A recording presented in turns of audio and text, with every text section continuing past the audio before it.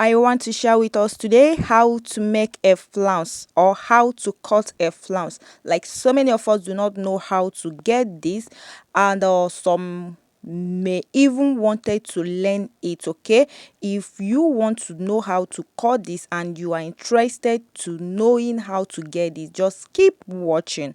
All right, now I am making use of this fabric, and this fabric will serve as my lining. I have the length of 20 inches. The horizontal length is 20 inches, while the vertical length is also 20 inches. Now I'll be going ahead to fold the fabric into two like this, and I wanted to get the midpoint, the center point of this fabric. That is what I am like want to get. Okay, I fold it into two, and I am marking using my chalk to mark out to know exactly this marking I'm making right now will serve as will make me to know the center place of this folding. I just folded it into two equal parts, and the reason why I'm marking it like this, I would have used a ruler to rule it out, is because this fabric is stretchy. Now I have gone ahead to fold it again, making it to four equal parts. Now this particular place right now is the center point of this fabric. I am going to make a dotted mark there and just rule a little line across like this.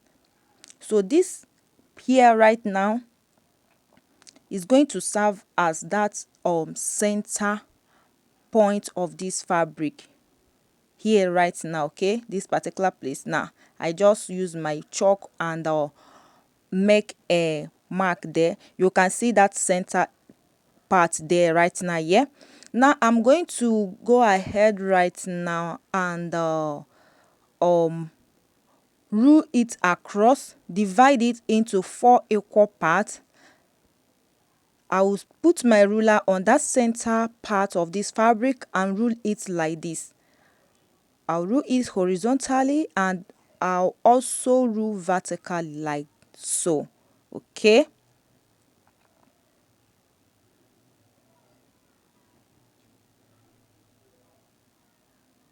Now after doing that, I want the length of my flounce to be 3 inches.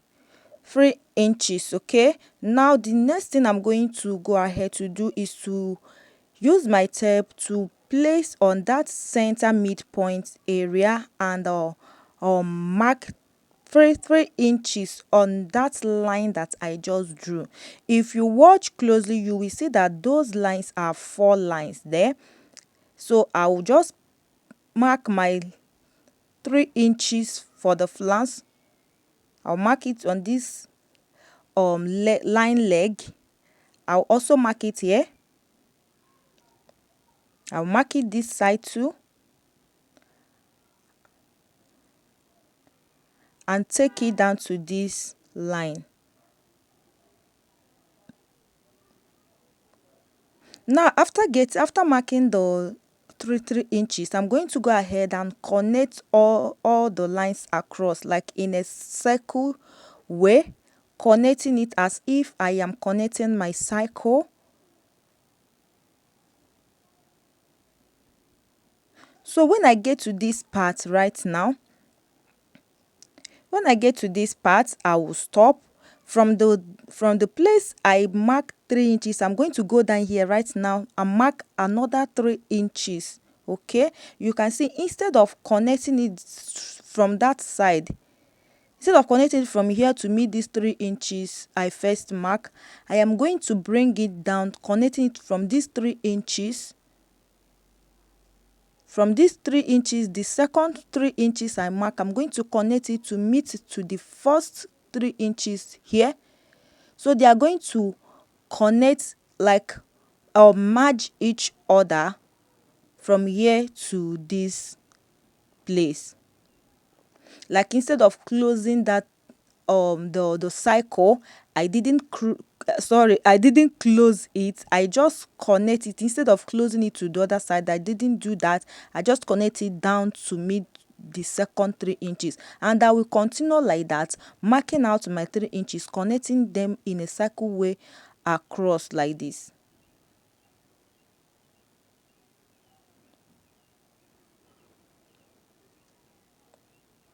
I'll continue to mark out 3 inches.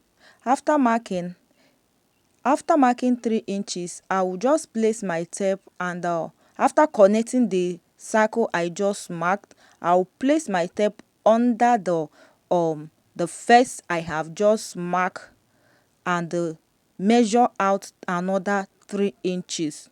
Hope you understand this. Please, if you don't understand, just kindly rewatch it.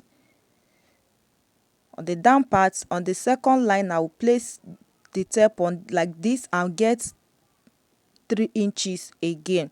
I will continue doing that until I stop to the or where the space cannot be able to reach for the 3 inches. I'm going to stop there.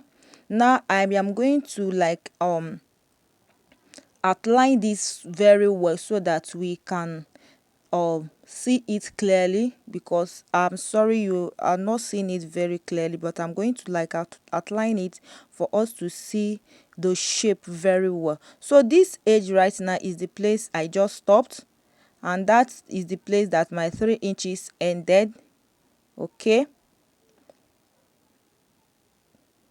so you can see where the 3 inches ended, and you can see how the cycle is and stop on the midpoint side.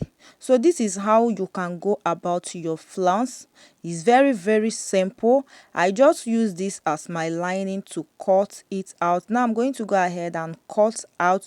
Please watch so that you can know if how to cut it. If you folded this, if you have enough fabric, you can fold it into 4 and begin to mark out your cycle. But if you have a little fabric, you can do it the way I am doing mine. You draft it or the mark it on your lining, then you can transfer it on the main fabric. And of course, I cannot be able to use this chalk on the main fabric because the fabric I'm making use of is also white, so that is why I used this chalk on the lining. Now I'm going to be placing this lining on the main fabric again to cut it out.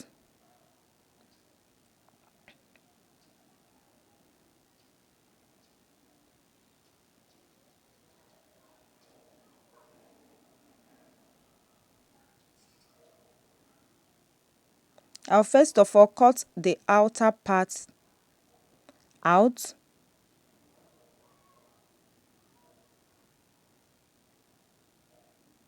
After cutting it, you can see how it's looking. I'm going to go ahead and cut the inside.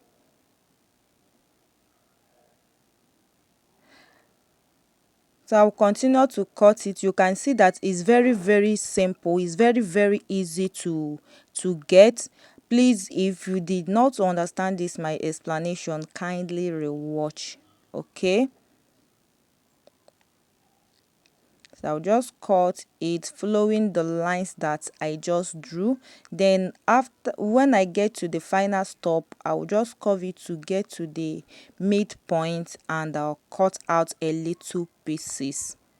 When you get to that place, you surely know how to cut it out. And this is my flounce, guys. This is my flounce. It's ready. It's now ready, and I can use it to design my blouse or my sleeve, even my skirt. This is a perfect and simple way to go about it, and you can see how beautiful the flounce is looking, like as if you've just cut out a peplon, as if you just cut out a peplon. So this is just the best way to go about it. Okay, so I'll use one for the lining and the other one for the main fabric. I'll just turn it up. Thank you for watching, guys, and I'll see you on the next tutorial. Bye for now.